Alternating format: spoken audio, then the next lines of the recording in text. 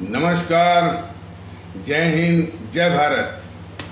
भारतीय अवाम ताकत दल अपने भारतीय भाई बहनों से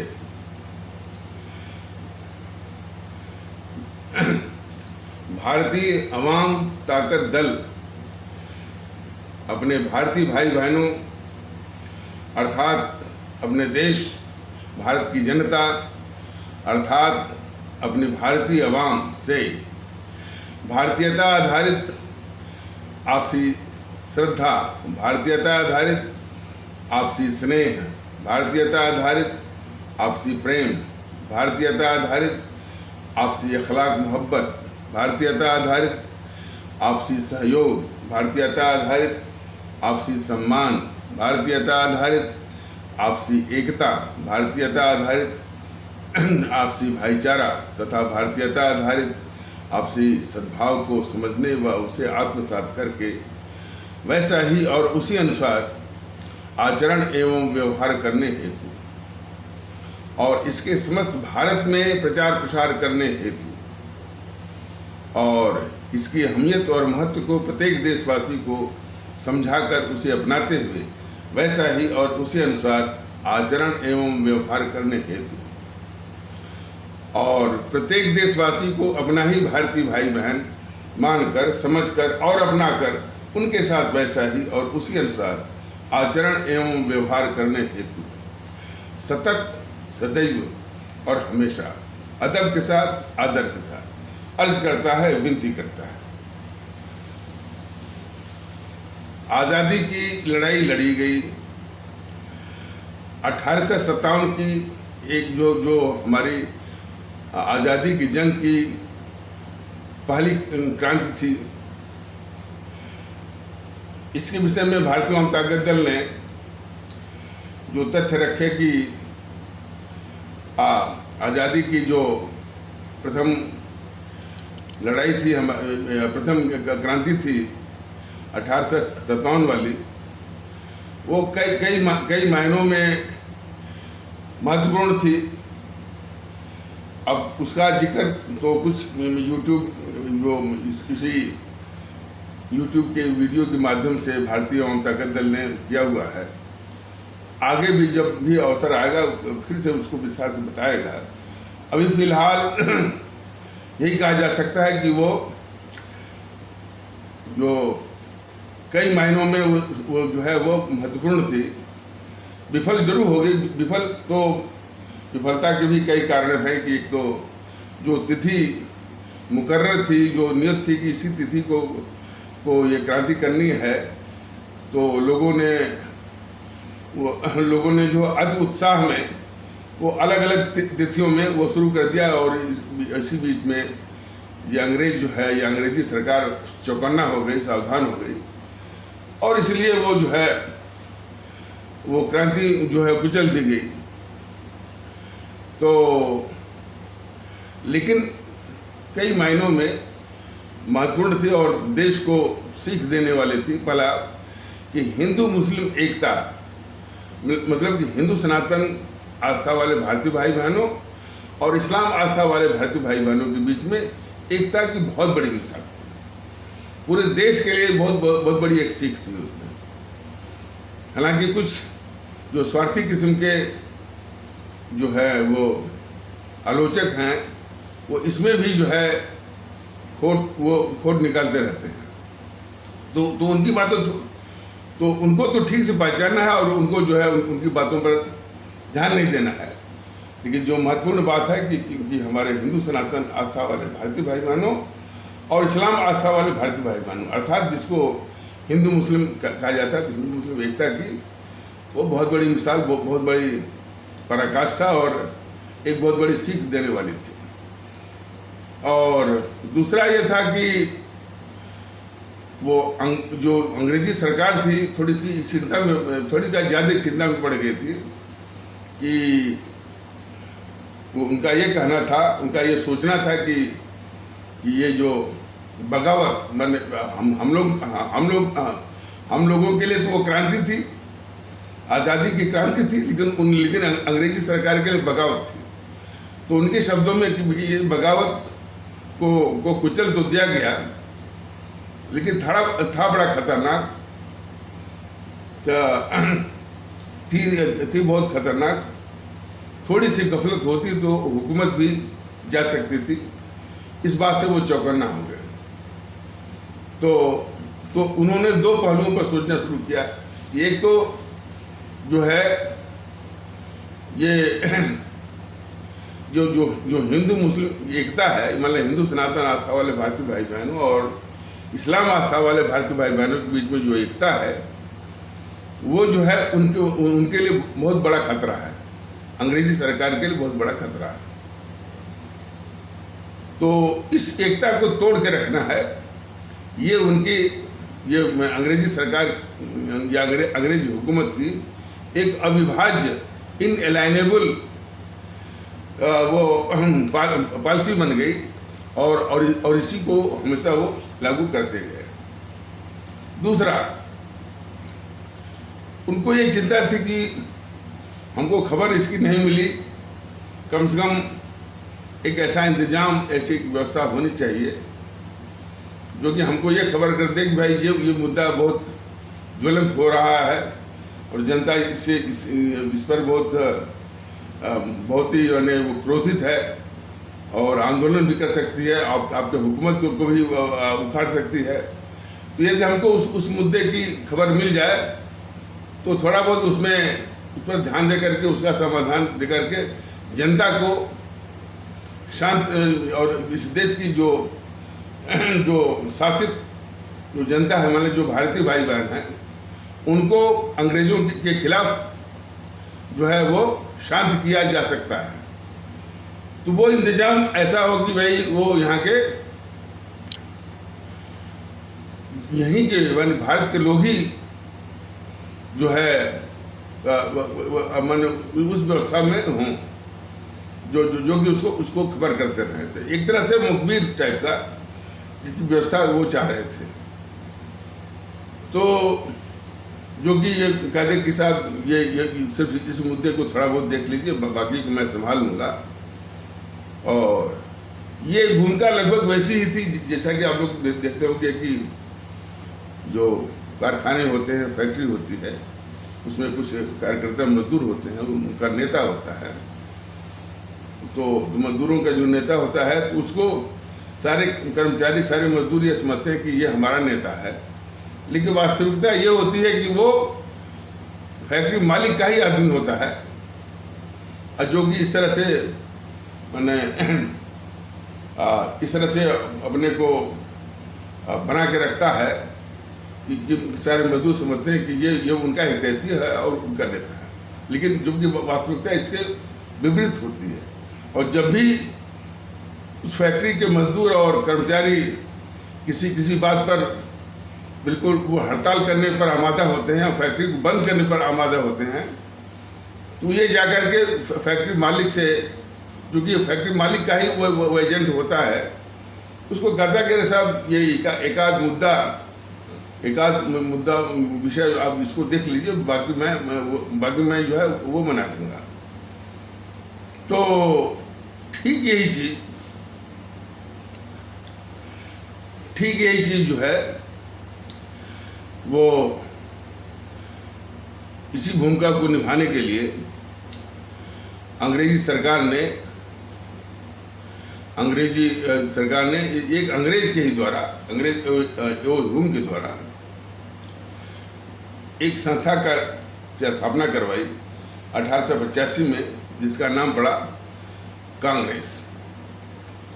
कांग्रेस भी वो नाम जो है कहाँ से ये ह्यूम जो है जो कि इटावा जिले का वो कलेक्टर रह चुका था, तो कहीं से यानी जो अमेरिकी संसद है, अमेरिका में जो संसद है उसका नाम कांग्रेस है, और वहीं से ये शब्द लाया। वैसे इसके प्रयोग में कई नाम और भी पड़े थे, हमारी पार्टी, अंतरंग मंडल इत्यादि। आप इतिहास में जाएंगे तो इस सब नाम आपको मिलेंगे। तो कांग्रेस की स्थापना अंग्रेजों ने अंग्रेजी सरकार ने, कि अंग्रेज ह्यूम के द्वारा स्थापना इसीलिए की थी कि वो शुद्धता मुखबिरी का काम करते रहे, इसी उद्देश्य से स्थापना उसकी की गई थी। और उसका जो संस्थापक था ये ह्यूम जो है वो 1857 की जो माने उनके अंग्रेजी सरकार के शब्दों में जो बगावत या हमारी जो क्रांति को कुचलने में हजारों क्रांतिकारियों को की हत्या करने वाला वो था एओ ह्यूम। तो हजारों क्रांतिकारियों की हत्या करने वाले हत्या करने वाला एओ ह्यूम जो है इस कांग्रेस का संस्थापक है। तो इसी से हमारे देश के सभी भारतीय भाई बहन बहुत गौर से समझ लें कि इस कांग्रेस का संस्थापक हमारी आज़ादी के हजारों क्रांतिकारियों का हत्यारा, हमारे आज़ादी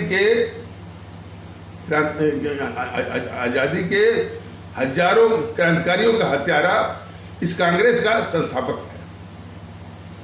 तो इसी से समझ जाइए कि इस कांग्रेस का डीएनए क्या हो सकता है।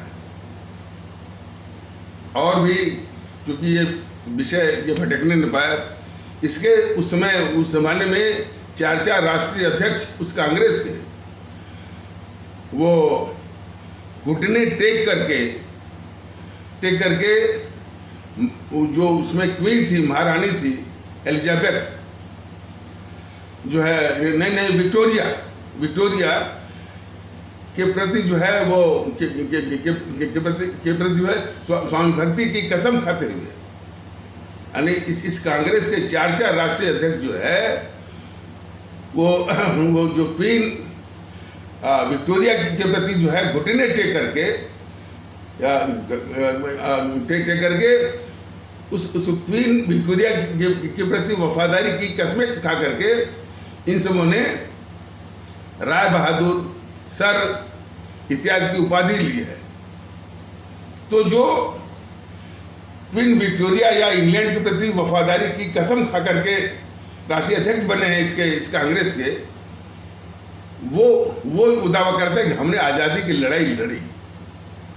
तो इस विषय में हमारे सभी देश के भारतीय भाई बहन बिल्कुल स्पष्ट हो जाए कि इस कांग्रेस ने आज़ादी की लड़ाई बिल्कुल नहीं लड़ी, या शुद्ध रूप में मोटा मोटी ये अंग्रेजी सरकार के मुखबिर थे, दलाल थे, चमचे थे। और जब कभी वो जेलों में बंद होने की नौबत आती भी थी तो उनको इस तरह से सुविधाएं मिलती थी उनको जेलों में कि जैसे दामाद की खिदमत होती है। ये इनका चरित्र रहा है। और वहीं पर जो हमारे क्रांतिकारी राजभक्त हमारे शहीद जब जेलों में बंद हुआ करते थे तो उनको कठिन से कठिन यातनाएं मिलती थी। ये सारे तथ्य हैं, लेकिन इन सबों ने अपने चमचे इतिहासकारों के द्वारा ये सारे तथ्यों को दबाया। और सिर्फ जिन्होंने इस मुल्क के साथ गद्दारी की, खास करके मोहनदास करमचंद गांधी और गद्दार नेहरू को आगे किया, ये उससे भी घिनौना भाई इन सबों का चरित्र है। और उस संबंध में ये भी बताना जरूरी है कि जो अंग्रेजों ने अपने एक अविभाज्य नीति चलाई हिंदू मुस्लिम एकता को तोड़ने वाली, तो उसी नीति के तहत उस अंग्रेजी सरकार ने कांग्रेस नाम की संस्था जो है 1885 में, मुस्लिम लीग 1906 में और वामपंथी 1920 में, 1921 में हिंदू महासभा और 1925 में राष्ट्रीय स्वयं सेवक संघ आरएसएस की स्थापना कराई।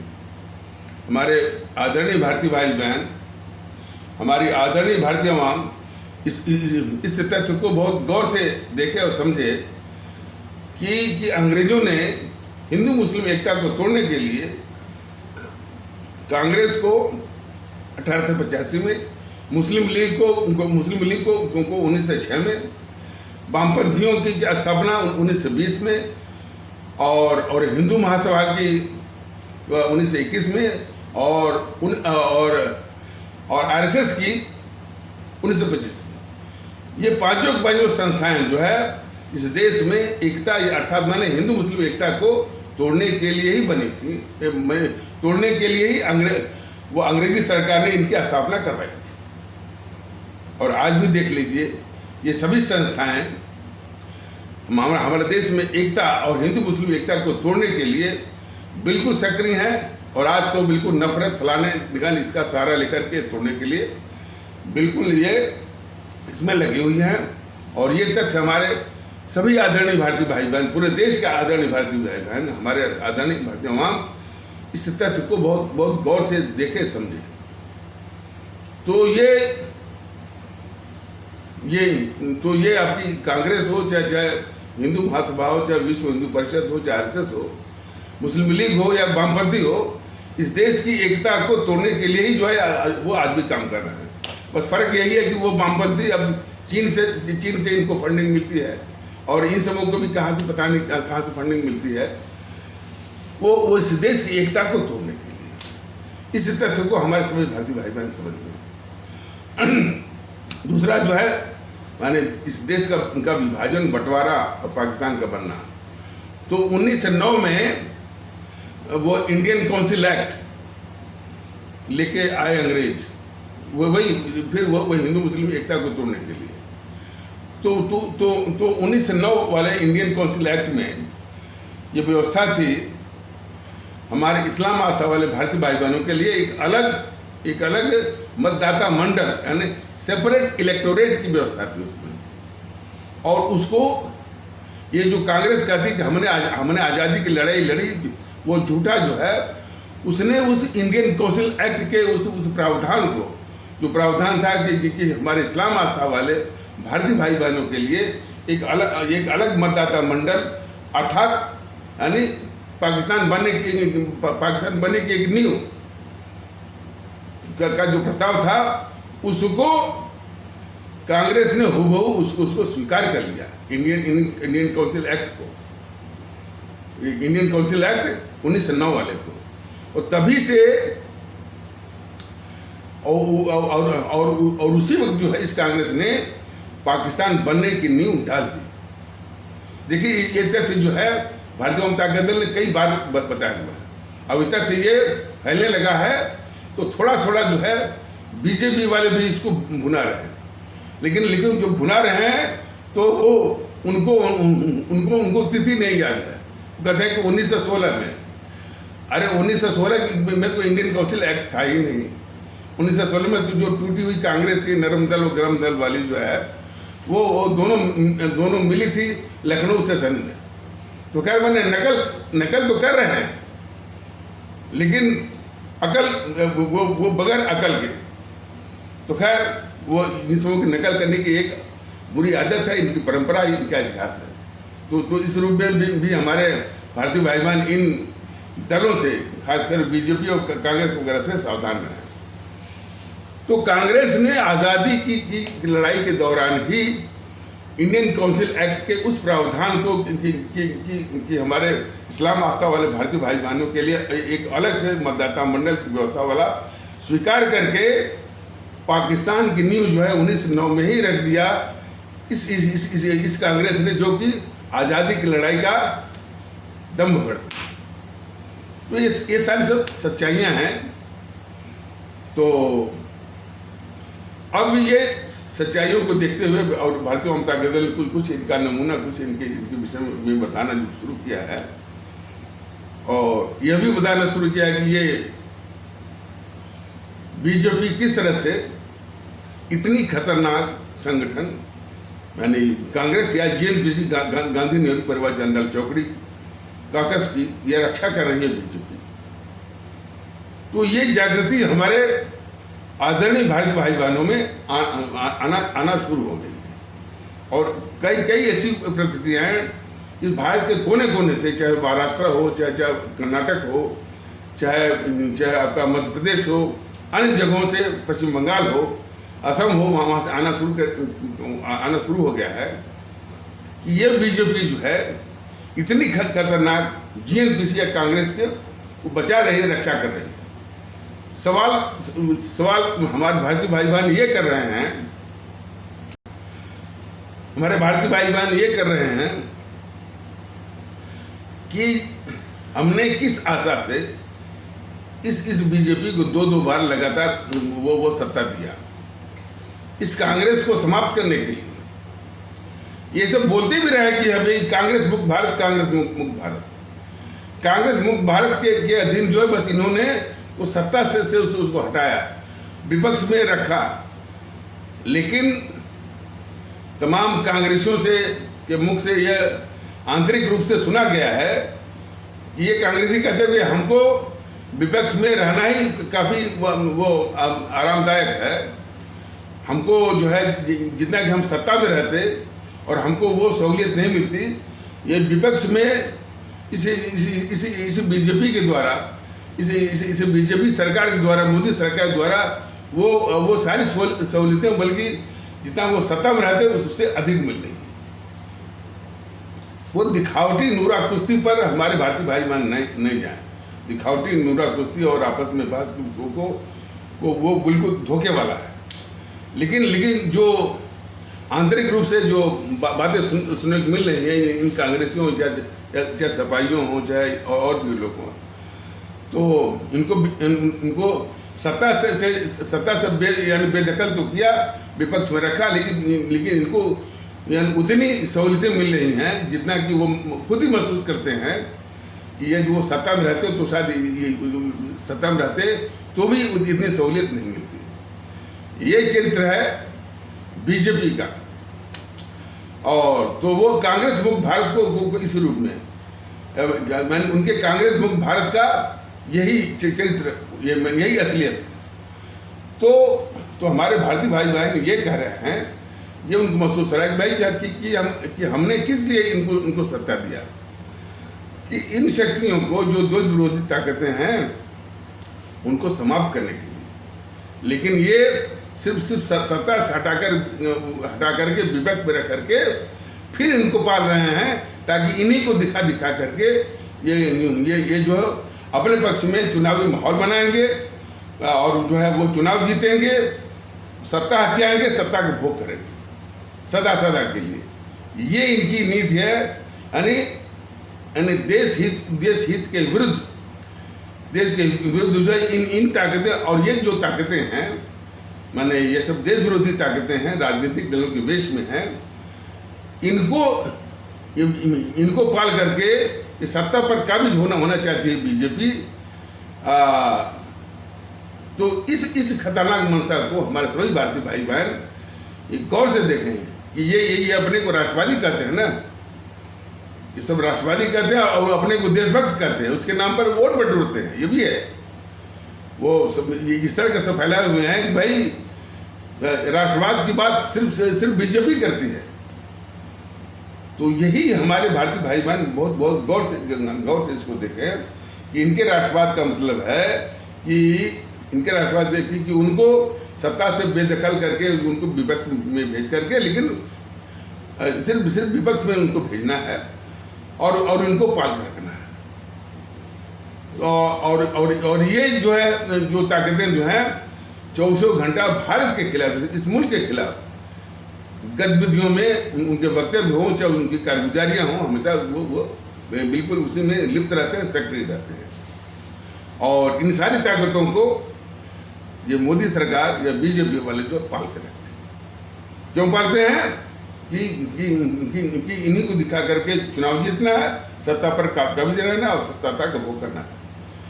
तो सत्ता के लिए बीजेपी जो है देश के दुश्मन ताकतों को पाल रही है। मैंने उसका सारा सही लबी है। तो जो सत्ता के लिए देश के दुश्मन ताकतों को पाल है, हमारे आदरणीय भारतीय भाई बहन गौर से उसको समझें कि वह देश का कितना खतरनाक और कितना खतरनाक मंसूबा लिए हुए और ये देश विरोधी ताकत है बीजेपी और बीजेपी और उसके ये मोदी महोदय इत्यादि। सिर्फ सत्ता के लिए इन देश विरोधी ताकतों को पाल कर रखना।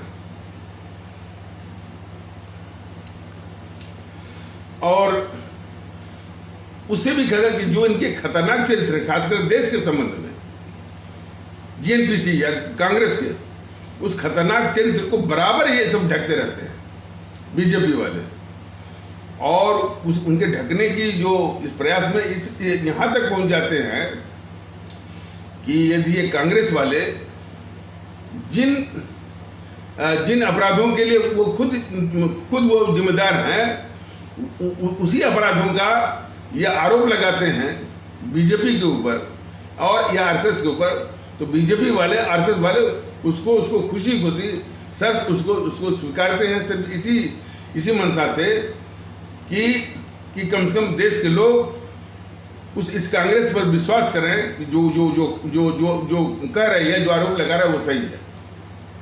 नमूने के तौर पर हमेशा सब वो बोलते रहते हैं कि ये बीजेपी जो है देश को तोड़ने वाली है, देश को तोड़ने वाली है। ये देश जानता है कि देश के वो किसने तोड़ा था, और ये मौके बमौके कहते भी रहते हैं।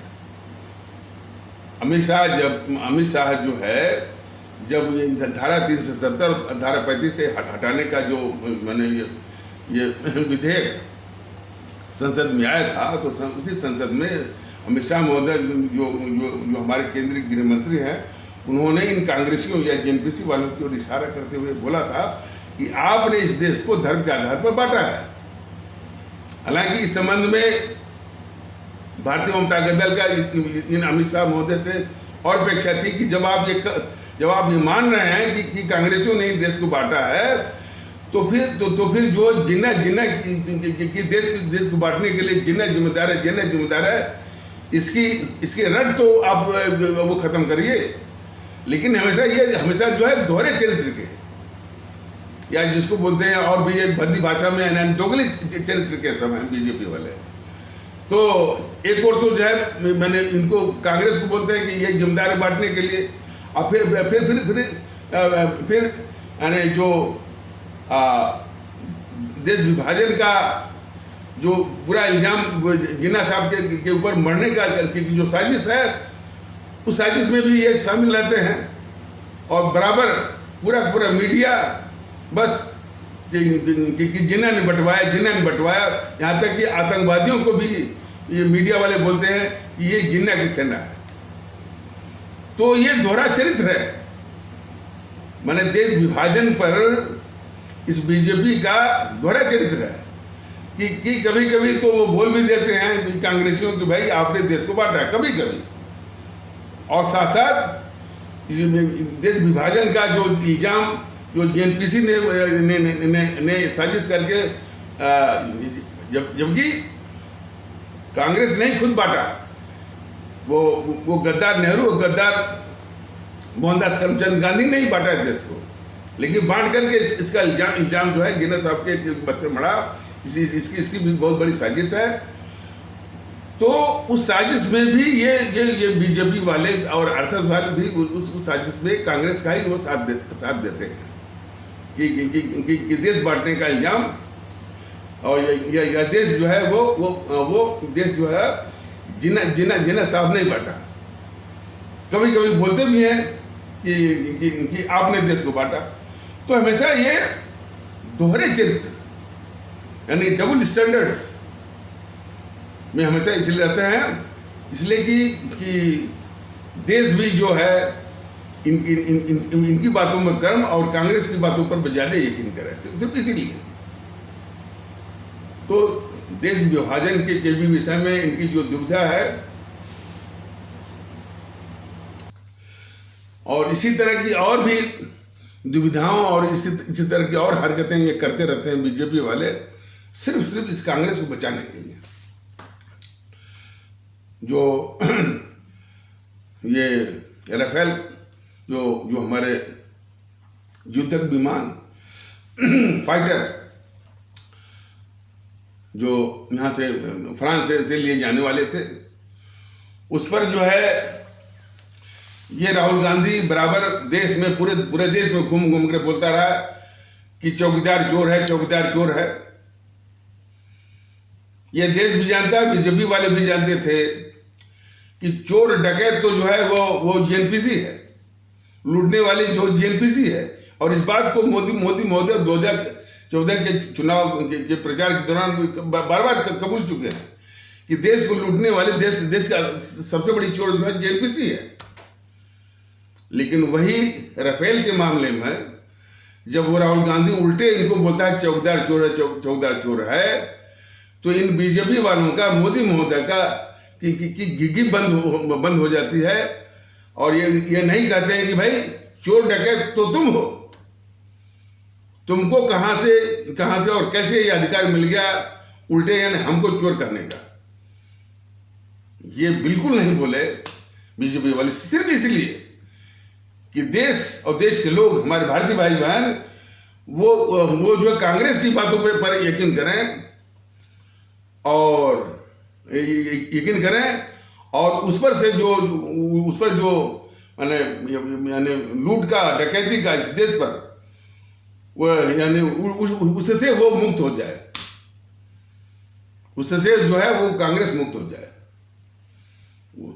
तो इसलिए जो है ये अपने ऊपर आरोप भी मैंने स्वीकार करते हैं, झेलते हैं चौकीदार चोर का, और जवाब भी नहीं वो देते हैं। तो इसी प्रकार से और भी दुविधा।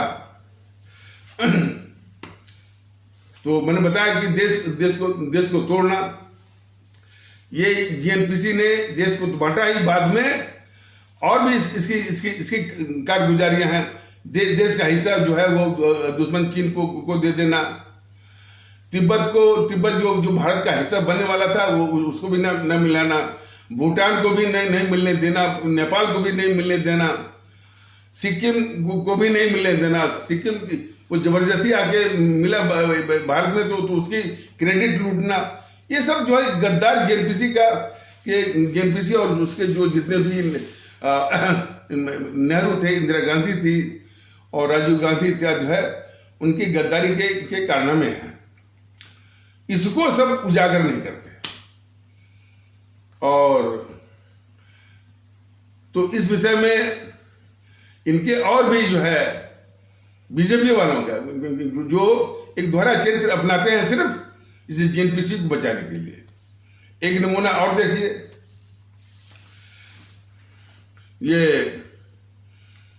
ये उस महात्मा गांधी को भी बोलते हैं राष्ट्रपिता, और उसके हत्यारे गोडसे को बोलते हैं देशभक्त। जरा हमारे सभी आदरणीय भारतीय भाई बहन जरा इसकी दुविधा को, बीजेपी वालों की दुविधा को बड़े ठीक से पहचानिए। देखिए ये बीजेपी वाले उस मोहनदास करमचंद गांधी को राष्ट्रपिता भी कहेंगे, और जिसको ये राष्ट्रपिता कहते हैं उसी के हत्यारे नाथूराम गोडसे को देशभक्त भी कहते हैं। तो हमारे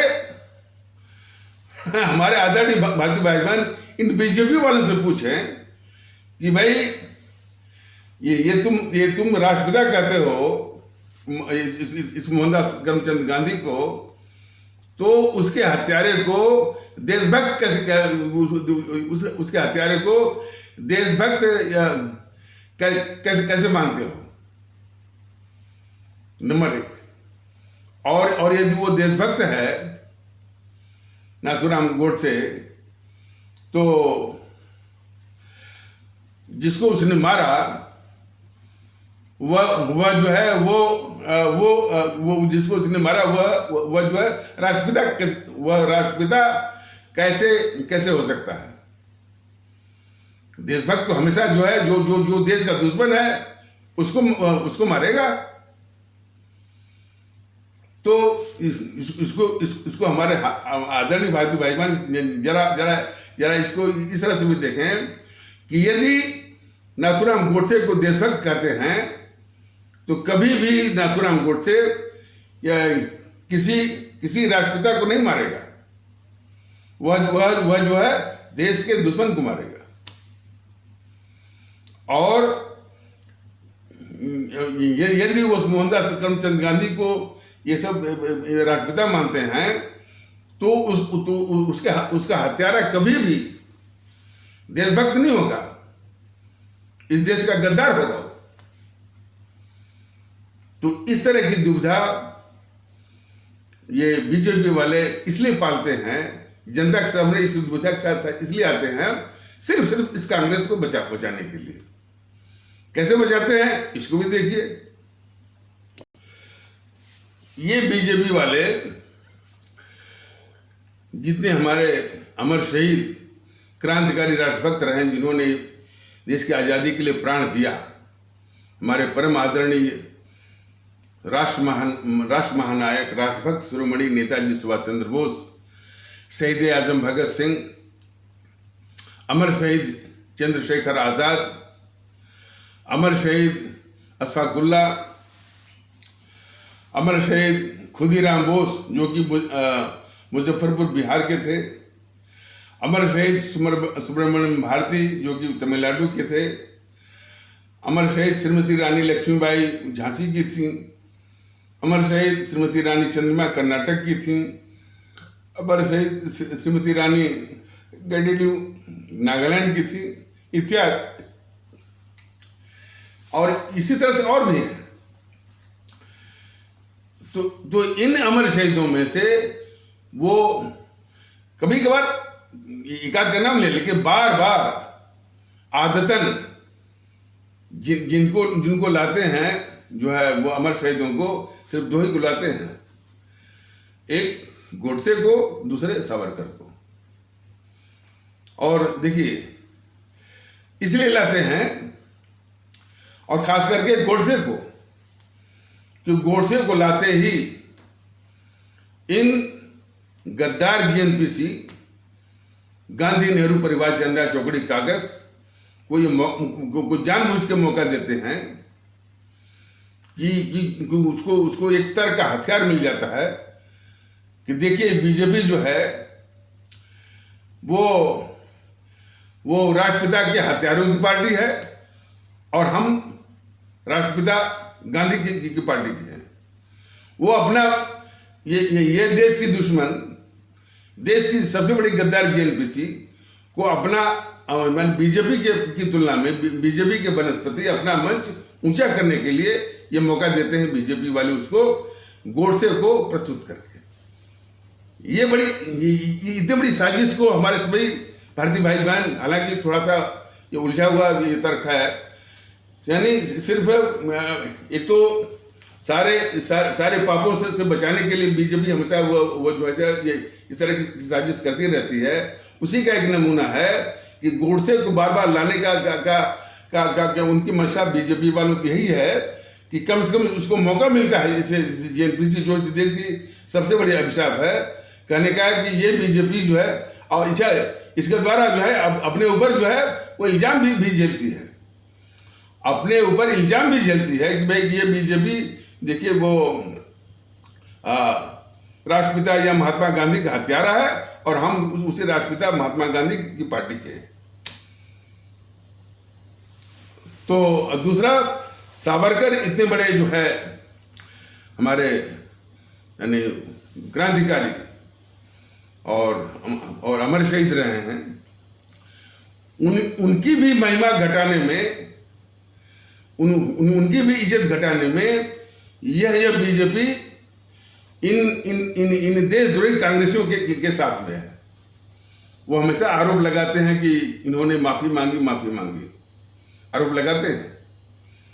ये बीजेपी वाले कभी नहीं कहते हैं कि माफी तो जो है उस गद्दार मोतीलाल नेहरू ने माफी मांगी थी, उस गद्दार जवाहरलाल नेहरू को बचाने के लिए, जब उसके मैंने राजनीतिक जीवन के शुरुआत में जब ये मोतीलाल नेहरू अपने बच्चे जवाहरलाल नेहरू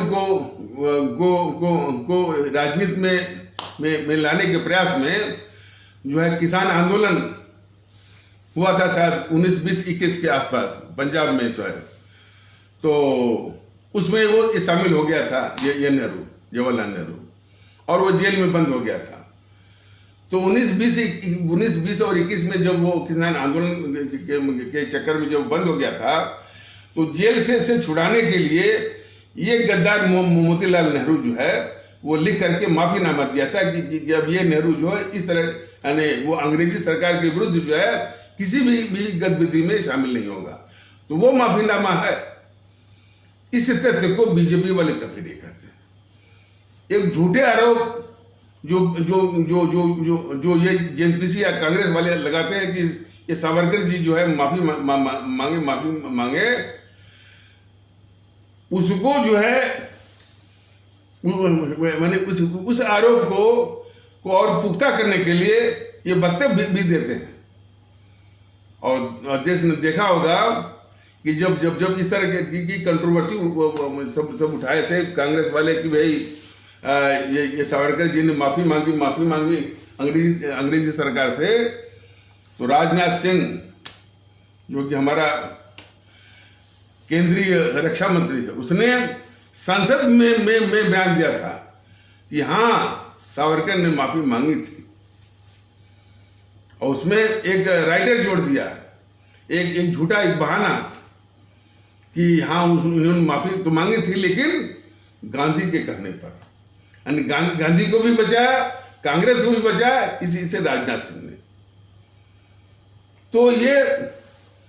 तो पहला तो यह है कि जब भी अमर शहीदों की बात होती है तो ना तो ये सुभाष चंद्र बोस को सामने लाते हैं, ना तो भगत सिंह को सामने लाते हैं, ना तो चंद्रशेखर आजाद को सामने लाते हैं, ना तो अशफाक उल्लाह को सामने लाते हैं, ना तो ये खुदीराम बोस को सामने लाते हैं, किसी को नहीं लाते हैं।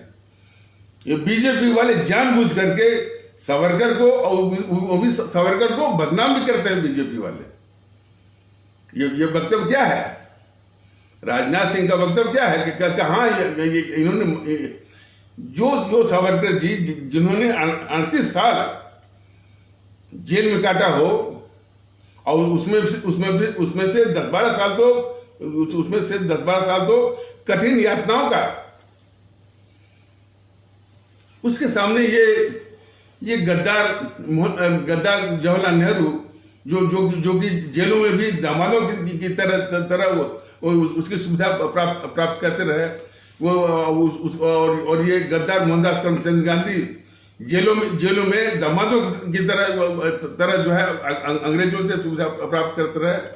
उसके आदमी जो है वो आरोप लगाते हैं, यानी उस क्रांतिकारी और देशभक्त और अमर शहीद वीर सावरकर पर, जिसके जीवन में जो कि 38 साल जो जेल में रहा, कठिन यातनाएं भोगा, वो जो अंडमान निकोबार की जो है वो यातनाएं, चक्की पीसने वाला, कोड़े लगने वाला। लेकिन हाँ ये सारा जो है इस तरह का माहौल जो है बनाने वाली बीजेपी है जो है वो जेएनपीसी के पक्ष में। तो जेएनपीसी कितनी इस देश की गद्दार है, सिर्फ मैंने ये बीजेपी इस देश की कितनी गद्दार है इसी जेएनपीसी को बचाने में। ये तथ्य जो है हमारे देश के लोग जो है बहुत गौर से देखें। तो इस संबंध में हमारे आदरणीय भारतीय भाई बहन जो कि इतने हमारे अमर शहीद हैं, महान हमारे सुभाष चंद्र बोस हैं, भगत सिंह हैं, चंद्रशेखर आजाद हैं, अशफाक उल्लाह हैं, खुदीराम बोस है, ये महान क्रांतिकारी अमर शहीद राजभक्त जो है वो बीजेपी वालों के काम के नहीं है। इनको काम के सिर्फ दो ही लगते हैं, सावरकर और गोडसे, और इनको भी काम के नहीं। ये काम के वास्तव में इस्तेमाल होते हैं बीजेपी के द्वारा जेएनपीसी को बचाने के लिए, जो जेएनपीसी ने हमेशा देश के खिलाफ गद्दारी की है, उसको बचाने के लिए गोडसे का नाम लेते ही जो है इस जेएनपीसी कांग्रेस को मौका मिलता है अपने पाप को धुलने का, और बीजेपी की अपेक्षा अपना मंच जो है, अपना प्लेटफॉर्म ऊंचा करने का। और ये तर्क देती है कि हम तो गांधी की पार्टी के हैं और बीजेपी जो है गांधी के हत्यारों की पार्टी है। ये जानबूझकर के मौका जो है बीजेपी वाले इस कांग्रेस को देते हैं। वो कांग्रेस जो इस देश की सबसे बड़ी अभिशाप है। देखिए इनको, और सावरकर को मिलाते हैं सिर्फ जो है इसी जेएनपीसी के और जेएनपीसी के नेहरू और गांधी को बचाने के लिए, कि इन्होंने माफी मांगी, इन्होंने माफी मांगी। और जैसा कि अभी बताया गया है कि माफी तो मांगी थी, मोतीलाल नेहरू ने उसे अपने बेटे जवाहरलाल नेहरू को जेल से निकालने के लिए तो मोतीलाल नेहरू ने माफी मांगी थी अंग्रेजी सरकार से। ये सत्य है। और जिस वीर सावरकर को बीजेपी वाले लाते भी हैं, उस सावरकर की देशभक्ति और उनकी वीरता और उनकी महानता को नीचा दिखाने के लिए बीजेपी जो है इसे जेएनपीसी का ही पक्ष लेते हैं कि हाँ इन्होंने माफी मांगी।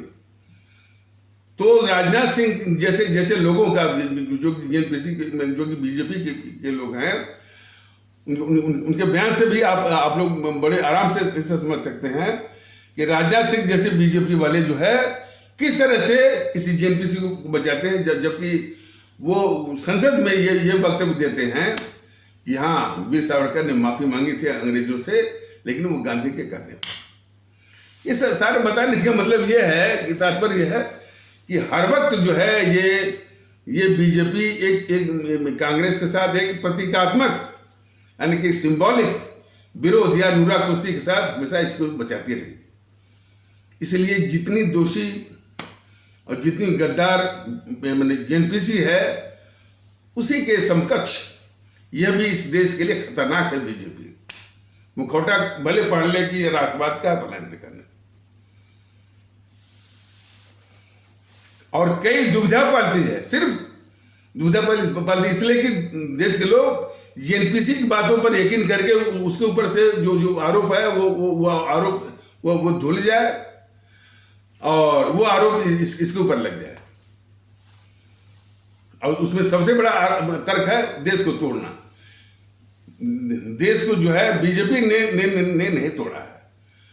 देश का विभाजन बीजेपी ने नहीं किया है, लेकिन कांग्रेस वाले बराबर आरोप लगाते हैं बीजेपी के ऊपर कि ये देश को तोड़ने वाले, और उस आरोप के बिल्कुल खुशी ये बीजेपी वाले आरएसएस वाले उसको स्वीकारते हैं, सिर्फ इस जेएनपीसी को बचाने के लिए। और कई दुविधाएं पालते हैं। मैंने जैसे बताया कि ये मोहनदास करमचंद गांधी को राष्ट्रपिता भी मानेंगे और उसके हत्यारे गोडसे को देशभक्त भी कहेंगे। ये बहुत बड़ी दुविधा है। लेकिन ये दुविधा किस लिए पालते हैं? सिर्फ जेएनपीसी को बचाने के लिए। तो गोडसे और गांधी का, और हमने ये बताया था, और सावरकर को भी जो पेश करते हैं तो सावरकर के प्रति देशभक्ति भी दिखाते हैं, और सावरकर की महिमा को इन कांग्रेसियों के लिए और कांग्रेसियों के सामने उनकी महिमा को भी कम करते हैं। तो और इसके अलावा देश विभाजन पर कभी इन कांग्रेसियों को कहते हैं कि आपने धर्म के आधार पर देश को बांटा, और फिर उस कांग्रेस की साजिश कि देश का बंटवारा या देश के विभाजन का इल्जाम जो जिन्ना साहब के माथे पर मरने की जो साजिश ये सब आप तक करते आए हैं, उस साजिश में भी बीजेपी वाले आरएसएस वाले शामिल होते हैं।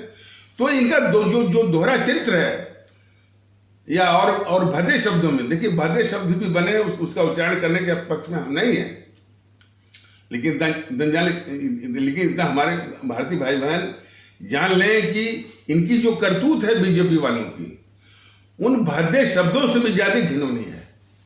तो ये दोगलापंथी कहा जाए, उससे भी ज्यादा ये घिनौना चरित्र है ये बीजेपी वालों का।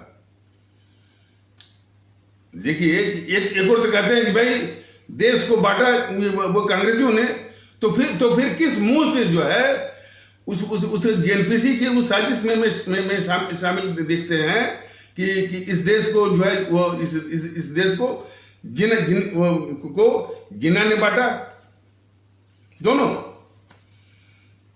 और ये दोनों जेएनपीसी। और देखिए देश के बंटवारे का तो जान ले कि इन समूह ने इतना बड़ा अपराध किया है, और में देश को बांटा है। अब क्या बताएं कि जब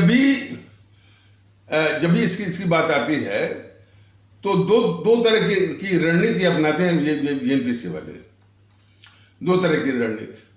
यदि देश बंटवारे की बात आए तो बस तुरंत कि जिन्ना ने देश को बंटवाया। सच्चाई उनके सामने रखिए, जैसे कि भारतीय जनता पार्टी रख रहा है कि देश को बांटा है सिर्फ कांग्रेसियों ने, और सभी कांग्रेसियों ने, यही दो गद्दारों ने। तब उनका तर्क होता है कि अरे भाई पुरानी बात आप क्यों करते हैं, और मान लीजिए हमारे बाप दादाओं ने कोई गलती की है तो अब उन बातों को पुराना मुर्दा उखाड़ते हैं। दो तरह के तर्क जो है इन जेएनपीसी के जो चंगू मंगू उनके समर्थकों से आता है। यहां तक कि एक नमूना मैं बता रहा हूं कि, और इस तरह का भ्रम जो है मैंने देश बंटवारे का, हमारे इस्लाम आस्था वाले भारतीय भाई बहनों के निचले तबके में भी सब फैलाए हुए हैं, ये कांग्रेस वाले। उसका एक नमूना मैं बता रहा हूं कि हमारी कॉलोनी में एक नूर मोहम्मद करके दर्जी हैं, बहुत ही नेक इंसान है स्वभाव से, लेकिन जब देश के बंटवारे की बात आती है और कभी कभी की बात छिड़ती है, उनके सामने बात रखी जाती है, जब ये सच्चाई लाई जाती है कि नहीं भाई देश के बंटवारे का असल जिम्मेदार ये मोहनदास करमचंद गांधी या और जवाहरलाल नेहरू है। तब कहते हैं कि अरे साहब वो बात बीत गई, और हमारे बाप दादों ने यदि कोई गलती की तो क्या उसी को बार बार हम कहते रहे। अब देखिए उस नूर मोहम्मद जो तर्क दे रहा है कि हमारे बाप दादा, अरे भाई नूर मोहम्मद के ये जो है ये मोहनदास करमचंद गांधी और जवाहरलाल नेहरू कैसे हो गए बाप दादा, लेकिन फिर भी इस तरह का तर्क वो दे रहा था। ये बीजेपी वाले बीजेपी वाले इस नेहरू को, इस गांधी को देश का गद्दार ये तो मानते नहीं है, और यदि किसी तरह से यदि उनके सामने ये तथ्य रखा भी जाए तो बहुत मजबूरी में कहते हैं कि हाँ भाई वो गद्दार तो थे, लेकिन गद्दार इसलिए थे कि उनकी दो पीढ़ी आगे पीछे जो है मुसलमान थी।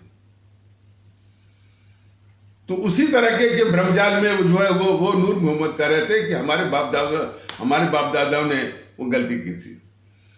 तो इस तरह की तमाम भ्रम फैला करके किस तरह से ये जेएनपीसी खुद बचती है, और बीजेपी का जो माया जाल है उसके द्वारा इसको बचाया जाता है। तो जितनी दोषी जेएनपीसी है इस मुल्क के लिए, इस देश के लिए खतरा है, उसी के समानांतर ये बीजेपी भी खतरा है। और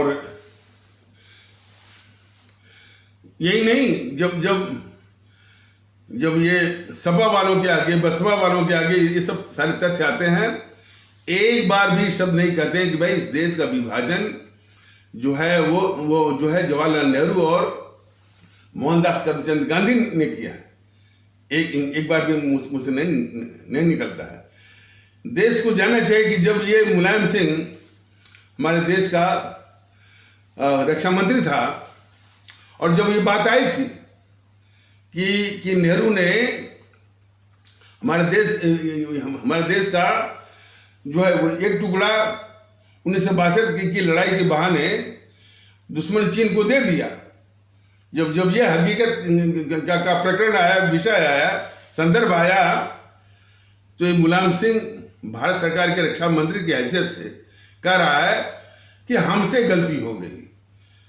जरा देखिए, जो नूर मोहम्मद मामूली सा जो दर्जी है, और यानी गद्दार जवाहरलाल नेहरू, गद्दार मोहनदास करमचंद गांधी की गद्दारी को कैसे ढक रहा था कि भाई कि हमारे बाप दादाओं ने मान लीजिए कोई गलती की।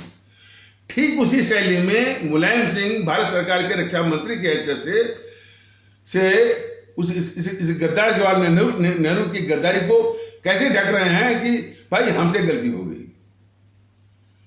और मुलायम सिंह अकेले नहीं है। ये जो जी न्यूज में जब काम करता था सुधीर चौधरी और DNA daily news and analysis वाला प्रोग्राम रात के 9 बजे जी न्यूज पर लेकर आता था, तो जब भी ये इस तरह का विषय आता था कि नेहरू ने इस देश का जमीन का टुकड़ा जो है उसमें चीन के हाथों अक्साई चीन के रूप में 42,000 वर्ग मील दे दिया, तो ये गद्दार सुधीर चौधरी कहता है कि हमसे गलती हो गई। तो इस तरह का भी तर्क के द्वारा जो है इन देश के गद्दारों को बचाने का तर्क जो है बीजेपी के द्वारा जो है वो चला जा रहा है, सपाइयों के द्वारा वो चला जा रहा है, सिर्फ इन गद्दारों को बचाने के लिए। और इन बीजेपी वालों से, सपा वालों से, बसपा वालों से, टीएमसी वालों से, आरजेडी वालों से, आप वालों से हमारा देश पूछे कि यह कितने भारतीय भाई बहनों को मालूम है कि देश बांटने का प्रस्ताव खुद कांग्रेस ने पास किया हुआ है। ये जो है, ये सवाल जो है आम आदमी पार्टी और ये समाजवादी पार्टी, बहुजन समाज पार्टी और तृणमूल कांग्रेस और इन पार्टियों से पूछा जाए कि जिस कांग्रेस ने और इस कांग्रेस ने देश के बांटने का प्रस्ताव जो पास किया हुआ है, तो कितने लोगों को मालूम है और इस तथ्य को क्यों छिपाया गया। आज भी बीजेपी छुपाती है, आज भी समाजवादी पार्टी के लोग छिपाते हैं, आज भी ये आम आदमी पार्टी छुपाती है। देखिए, ये सारे तथ्य जो है हमारे देशवासियों को जानना चाहिए और इसी पर जो है चर्चा होनी चाहिए कि एक सच्ची जो है जागरूकता हो। जागरूकता इस बात की हो कि हमारे देश का हितैषी कौन है और दुश्मन कौन है। इस बात से ध्यान हटाने के लिए, इस पर पर्दा डालने के लिए ये जितने भी हमारे भारतीय समाज विरोधी ताकतें, भारतीय समाज के और भारतीय समाज की विखंडनकारी ताकतें जो राजनीतिक दलों के बीच में हैं और ये मीडिया मिलकर के एक अलग तरह का चर्चा का माहौल दिन रात ये बनाए रहते हैं। और जो माहौल वो बनाए रहते हैं इसमें दो इनके जो खतरनाक अपराध है, एक तो भारत के संविधान का बराबर वो अनादर, दूसरा जो है यानी भारतीय माहौल को खराब करने वाला। ये मीडिया वाले, ये राजनीतिक दल भारत के संविधान के उस प्रस्ताव का नहीं, उस विचार का, उस निर्देश का जो कि भारत का संविधान अपने प्रस्तावना के जरिए कहता है कि हम भारत के लोग हैं, we the people of India हैं, हम हिंदू न तो हिंदू हैं, न तो मुस्लिम हैं, और न तो हम सिख हैं, न तो ईसाई हैं, न तो हम ठाकुर हैं, न तो ब्राह्मण हैं, न तो बंगाली हैं, न तो पंजाबी हैं, न तो तमिल हैं, हम सिर्फ भारतीय हैं। ये भारत के संविधान ने अपने प्रस्तावनाओं के जरिए निर्देश या आदेश या स्पष्टीकरण वो दे चुका है, उसको बराबर अनादर करते हैं ये राजनीतिक दल और ये मीडिया वाले। भारत के संविधान का बराबर अनादर, हम हमेशा हिंदू मुस्लिम किए रहते। दूसरा, देश का जो माहौल होना चाहिए आपसी भाईचारा का, आपसी सद्भाव का, आपसी इखलाक मोहब्बत का, आपसी भरोसे और आपसी विश्वास का, उसको हर वक्त ये सब जो है उसकी हत्या करते रहते हैं और हमेशा उसमें जहर घोलने का ही काम करते हैं राजनीतिक दल और जो है ये मीडिया वाले। और जैसा कि मैंने बताया कि चर्चा इस बात की होनी चाहिए कि भाई देश विभाजन ही है, तो देश विभाजन एक बहुत बड़ी त्रासदी है, भारत के इतिहास की सबसे बड़ी त्रासदी। आप सभी भारतीय भाई बहन आप खुद बताइए ना कि जितने भी युद्ध हुए भारत के साथ, तो उसमें जो जनहानि वाले लोगों की जान गई वो कितनी रही होगी? किसी में 4,000, किसी में 5,000, किसी में 10,000, किसी में 30,000, 50,000, 1,00,000 से कम ही रहा होगा। लेकिन ये भारत विभाजन में हमारे देश के 25 से 30 लाख भारतीय भाई बहनों की जान गई है। इसको कदाप नहीं भूला जाना चाहिए। 25 से 30 लाख भारतीय भाई बहनों की जान गई। 3 करोड़ से ऊपर अपने भारतीय भाई बहनों के घर उजड़े हैं। और ये इसी चीज के लिए कांग्रेस ने खुद जो है प्रस्ताव पास किया हुआ है अपने कार्य समिति में भी, और जो उसकी जो जनरल पार्टी, यही सवाल तो जो है हमारी आवाम जो है इनसे पूछे, जेएनपीसी वालों से भी पूछे, बीजेपी वालों से भी पूछे, समाजवादी पार्टी के लोगों से पूछे कि जब आपको ये मालूम था इतनी बड़ी त्रासदी का ये अपराधी है ये कांग्रेस जो है, उसी कांग्रेस से ये बार बार सड़ता है कि कभी मुलायम, कभी अखिलेश, कभी जो है वो ये मायावती। हमारे देश के लोग पूछें कि इतने बड़े अपराधी के साथ हमेशा आपकी जो है वो साठगांठ रहती है, और कैसे आप जो है वो समाजवादी, और कैसे आप जो है बहुजन समाजवादी। हमारी आवाम इस तरह के तीखे सवाल करे तब अपने आप से उनकी असलियत जो है समाजवादियों की और बहुजन समाज पार्टी की, खैर ये बहुजन समाजवादी पार्टी जो स्टिकर लगाए हैं कि हम समाजवादी हैं या बहुजन समाजवादी हैं या बहुजन हिता सर्वजन सुखा, पता नहीं क्या क्या बोलते रहते हैं, उनकी असलियत जब इनकी सरकारें आती हैं, किस तरह का चरित्र वो इनकी हुकूमत का या उसके हुकूमत का जो वातावरण होता है, लोग अच्छी तरह जो है इनको जानते हैं। तो वो घटना जिसमें हमारे 25 से 30 लाख भारतीय भाई बहनों की जान गई हो, तो उसको ये जेएनपीसी वालों या बीजेपी वालों का रहता है कि या तो हम भुला दें और याद भी रखें तो उसका इल्जाम किसी और मत्थे पर, जबकि यही सब जिम्मेदार है। गद्दार जवाहरलाल नेहरू और गद्दार मोहनदास करमचंद गांधी, और सिर्फ किसके लिए? नेहरू को सत्ता दिलाने के लिए कि जब सत्ता का हस्तांतरण जब हो रहा था अंग्रेजों के द्वारा, तो सत्ता सिर्फ नेहरू को मिला। इसीलिए इन दोनों ने बल्कि जो माउंटबेटन था उसके साथ मिलकर के इस देश को बांटा और विभाजन का शिकार उनको बनाया जिन्होंने विभाजन का विरोध किया। कहते हैं कि मुसलमानों ने जो है वो पाकिस्तान बनवाया, गलत।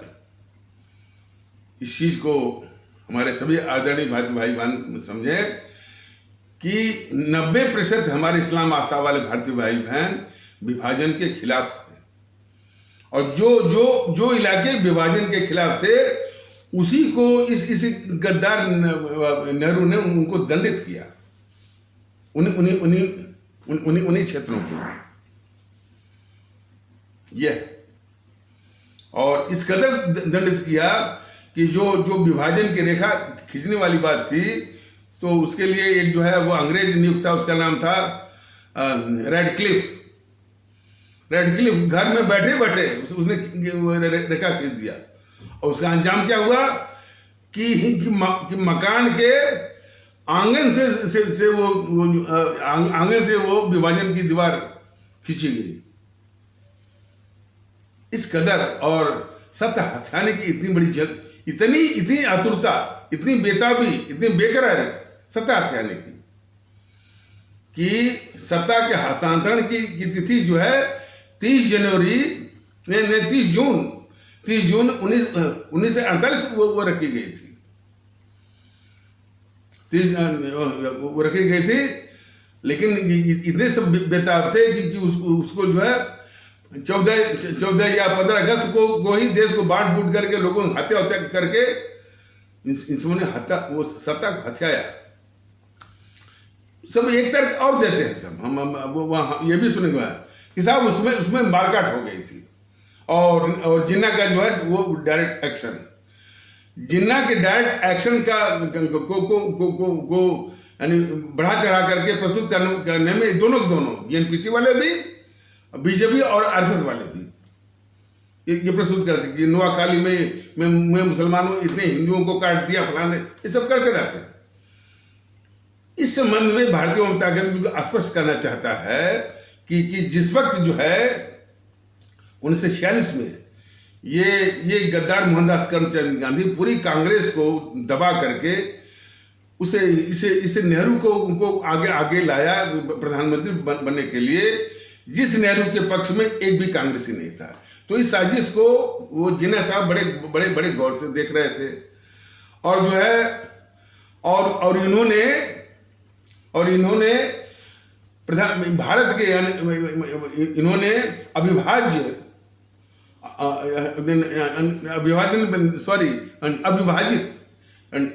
भारत के प्रधानमंत्री पद का दावा जिन्ना साहब ने वो किया था। तो लेकिन दावे के बावजूद भी इन दोनों ने माउंटबेटन से मिलकर के भारत के प्रधानमंत्री वो प्रधानमंत्री पद के लिए ये बिल्कुल निश्चित करा लिया माउंटबेटन से, उस नेहरू के पक्ष में, उस नेहरू के लिए जिस नेहरू के पक्ष में न तो कोई कांग्रेसी था, और हमारे देश की अधिकांश जनता भी उसके पक्ष में नहीं थी। हमारे देश की जनता पक्ष में थी जो है वो जिन्ना साहब के पक्ष में, कांग्रेस जो है पक्ष में थी सरदार पटेल के पक्ष में। तो इन हालत जब कर दिया तो जिन्ना साहब को क्रोध आया। मेरी जो सच्चाई है, उन्होंने इन कांग्रेसियों के खिलाफ बोला था वो डायरेक्ट एक्शन, जहां कांग्रेसी मिले वो डायरेक्ट एक्शन करिए।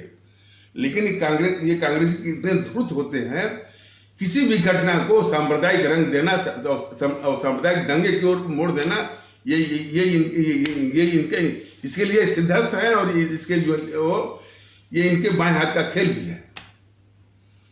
और जैसा कि मैंने बताया कि जेएनपीसी के हर पाप में, या जेएनपीसी को बचाने के हर पाप में बीजेपी हमेशा शामिल रहती है। बीजेपी का ये इतिहास रहा है कि बीजेपी का ये इतिहास रहा है कि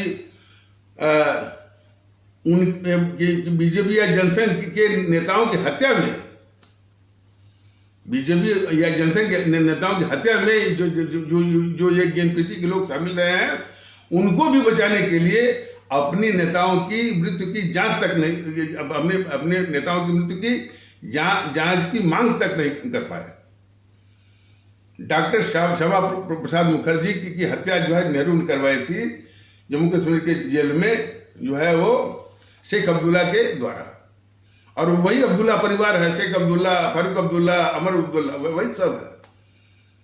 इन दोनों ने मिलकर के डॉक्टर श्यामा प्रसाद मुखर्जी यानी जनसंघ के संस्थापक, और इनको 8 साल हो गए, 8.5 साल से ऊपर हो गया मोदी को प्रधानमंत्री बनते हुए। इन्होंने जो है उसकी भी जांच कराने की मंशा नहीं दिखाई, सिर्फ जेएनपीसी को बचाने के लिए। पंडित दीनदयाल उपाध्याय को कैसे जो है साजिशन उनको मारा गया, उनके शव को अपमानजनक ढंग से मुगल सराय रेलवे स्टेशन के आगे में फेंका गया। उसकी भी मांग ये बीजेपी वाले ये नहीं किया, इसलिए नहीं किया सिर्फ इंदिरा गांधी को बचाने के लिए। यह हालत है समूह का।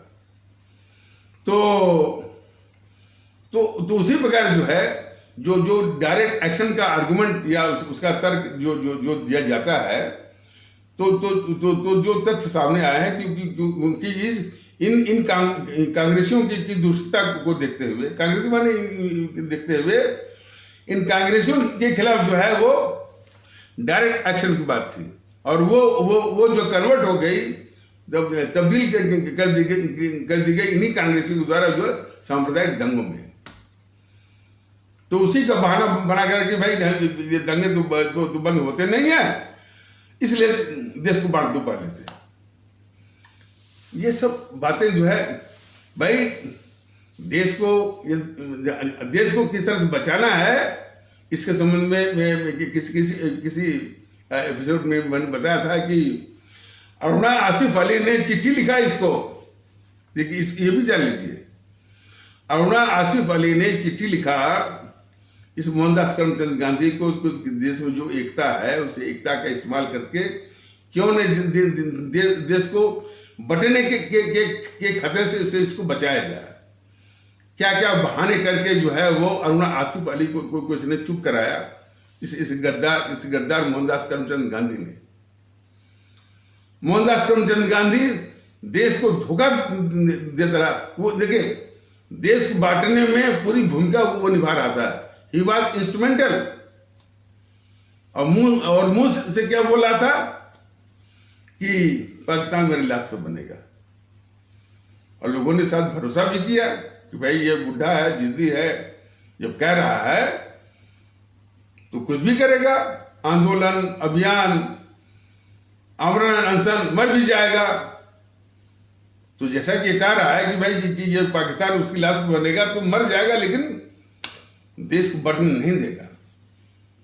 लेकिन ये मोहनदास करमचंद गांधी देश के उस भरोसे को भी तोड़ा, विश्वासघात किया, मैंने देश को बांट दिया। 14 या 15 अगस्त 1947 को जाके मरा वो 48 में 30 जनवरी। इतना बड़ा जो है वो विश्वासघाती, उसको जेएनपीसी वालों ने तो खैर उसको राष्ट्रपिता बना दिया अपनी ढाल के लिए। उसको जेएनपीसी वालों ने इतने बड़े विश्वासघाती और देश का दुश्मन और गद्दार मोहनदास करमचंद गांधी को जेएनपीसी वालों ने बना दिया राष्ट्रपिता। और जिसने 25 से 30 लाख लोगों को मरवाया है, ये मोहनदास करमचंद गांधी, उसको अहिंसा का पुजारी। और जिसने विश्वासघात किया वो जो है वो हो गया सत्य का पुजारी। और जिसने देश को बांटा वो हो गया राष्ट्रपिता। जरा इतनी बड़ी त्रासदी को हमारे सभी भारतीय भाई बहन जरा देखें इसको। तो इस पूरी साजिश में बीजेपी भी शामिल रहती है। तो जिस तरह का विमर्श जो है ये अखबारों में, मीडिया में चल रहा है, जो है वो ठीक तथ्यों के विरुद्ध। तो भारतीय जनता दल का अपने आदरणीय भारतीय भाई बहनों से यह निवेदन है कि जो ये वीडियो जा रहा है, वीडियो को एक तो आप लोग अधिक से अधिक जो है वो प्रचारित करिए। देखिए ये भी सुनने में आ रहा है कि लोग इसको देखते हैं। अब ये सुनने में ये कहा है कि एक डॉक्टर हैं कोई, तो वो भी कहते नहीं भाई ये तो बड़ा अच्छा है और देश के लिए ठीक। सिर्फ तारीफ करने से कुछ नहीं होगा कि हम बहुत अच्छा बोलते हैं, वीडियो बड़ा अच्छा है।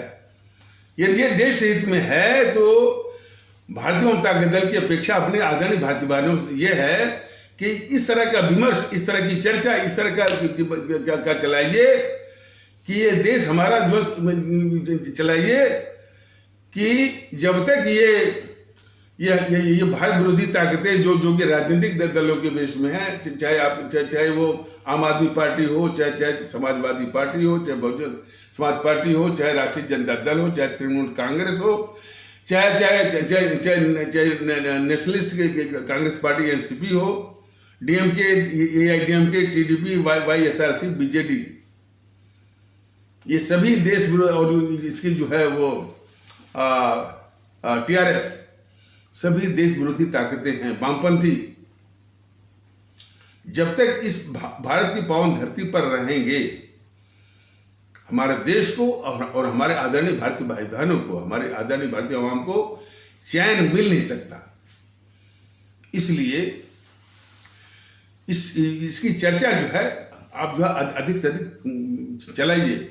जब भी आप चाय की दुकान पर बैठे, कोई नाश्ता वास्ता कर रहे हों, चौपाल हो, गोष्ठी हो, सिर्फ जो है भारतीय एकता की और भारतीयता आधारित जो है भाईचारा, सद्भाव, आपसी विश्वास, जिसकी जिसके इस मुल्क को और भारतीय समाज को जरूरत है, इसी की सिर्फ जो है वो चर्चा चलाई है। वो जो इसके विपरीत जो है अपना माहौल बना रहे हैं मीडिया वाले और राजनीतिक दल, उनको छोड़ दीजिए। वो इस देश के शत्रु हैं, छोड़ दीजिए। और जब आपकी चर्चा बहुत हावी हो जाएगी तो शायद इसको देख करके उनमें भी कुछ सुधार आए, मैंने ऐसी उम्मीद है। लेकिन ये चर्चा आप चलाइए, देश का माहौल जो है यह होना चाहिए। इस माहौल को बिगाड़ने के लिए साजिशें बहुत कर रहे हैं। कुछ उपद्रवी असामाजिक कट्टरवादी तत्वों को पालना है, चाहे हिंदू सनातन आस्था वाले भारतीय भाई बहनों के तबके में हो, चाहे हमारे इस्लाम आस्था वाले भारतीय भाई बहनों के तबके में हो। कट्टरवादी, हिंसक, उपद्रवी तत्वों को पाला जाता है और सिर्फ देश में इसी जो भारतीयता आधारित जो एकता का, भाईचारा का जो ताना बाना है उसको बर्बाद करने के लिए। और इसके अलावा कुछ खुलेआम जो टहल हैं, पुष्पेंद्र कुलश्रेष्ठ, असदुद्दीन ओवैसी, यति नरसिम्हानंद, सरस्वती, तौकीर रजा, टी.एस. हसन, सबीकुर रहमान, ये सब जो है खुले रूप में देश की एकता, भाईचारा, सद्भाव को ये सब तबाह कर रहे हैं। तो बहुत ज्यादा जिम्मेदारी है आपके ऊपर। एक तो इनकी गतिविधियों को पस्त करने के लिए बस यही है कि इनकी सभाओं में मत जाइए। और सभा करने वाले हैं तो सभा करने वाले हैं यदि तो संगठित होकर के इनको काले झंडे आप दिखाइए कि तुम देश के गद्दार हो, देश के दुश्मन हो। पुष्पेंद्र कुलश्रेष्ठ का मैंने सुना शायद उसका विरोध शुरू हो गया, लेकिन वो विरोध जो है बिल्कुल वो प्रखर रूप में होना चाहिए, तब जाकर के हमारा देश ये महफूज होगा। जब तक ये ताकतें जो है वो परिदृश्य में रहेंगी, नज़ारे में रहेंगी, सिनारियों में रहेंगी, हमारे देश जो सुरक्षित वो नहीं हो सकता। इसलिए ज़्यादा आवश्यकता है अपने भारतीय भाई बहनों से कि चर्चा जो है हमेशा एकता, भाईचारा, भारतीयता आधारित, सद्भाव, इखलाक, मोहब्बत, इसकी चलाइए और हर संभव तरीकों से अब चलाइए। चौपाल हो, गोष्ठी हो, व्यक्तिगत रूप से चाय पीते हो, बिल्कुल। जब इस तरह की चर्चा रहेगी या इसकी लहर दौड़ेगी, इसकी सुनामी दौड़ेगी, अपने आप जो है ये सब जो है वो शायद वो सुधरे। और न भी सुधरे तो आप इनको ईवीएम मशीन पर इनको शून्य करिए, अच्छी शुरुआत वहीं से होगी। तो इन्हीं आवश्यक शब्दों के साथ इस आवश्यक परिचर्चा को यहीं पर विराम दिया जाता है। तब तक के लिए नमस्कार, जय हिंद, जय भारत।